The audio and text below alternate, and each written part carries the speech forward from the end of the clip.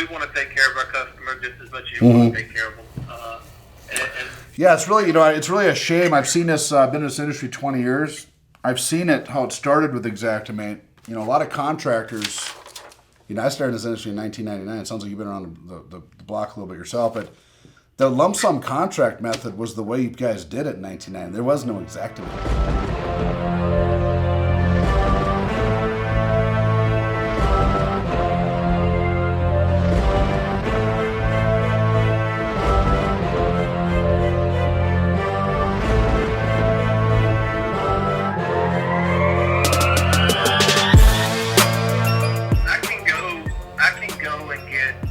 Contractor and they'll be able to do it for my price.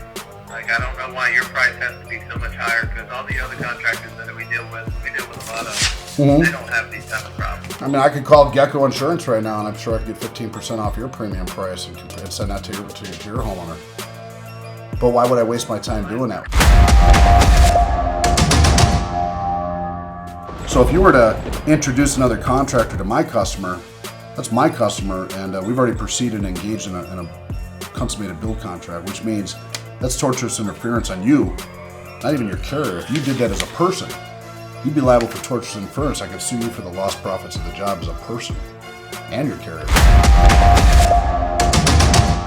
General liability is rated on subcontractor payroll for a general contractor like me.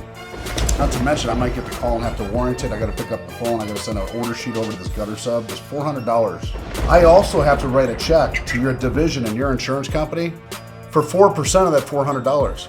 You understand that?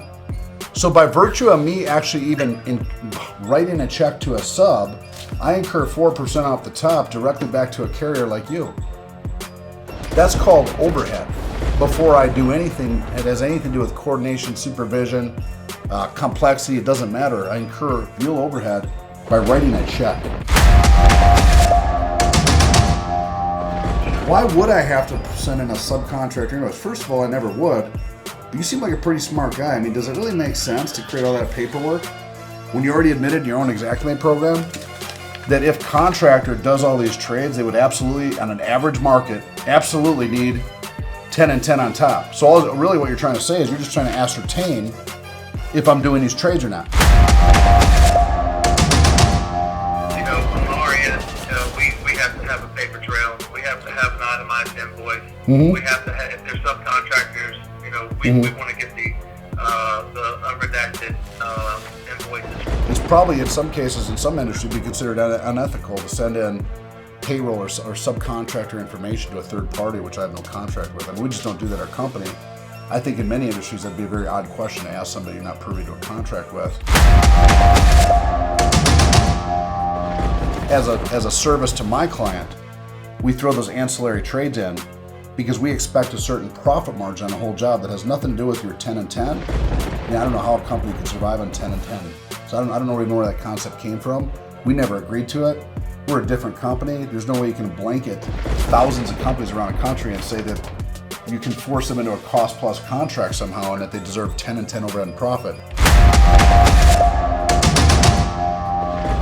That being said, we do have a list of contractors that we can probably give them, and maybe they'll call a couple. Unfortunately, they've already entered into a formal build contract and money exchange hands. So again, now that you've been made aware of that, if you were to introduce competitors that interfered with my contract and you've been verbally made aware, then that's intentional tortious interference in my contract, and you, my friend, would be personally liable as a human.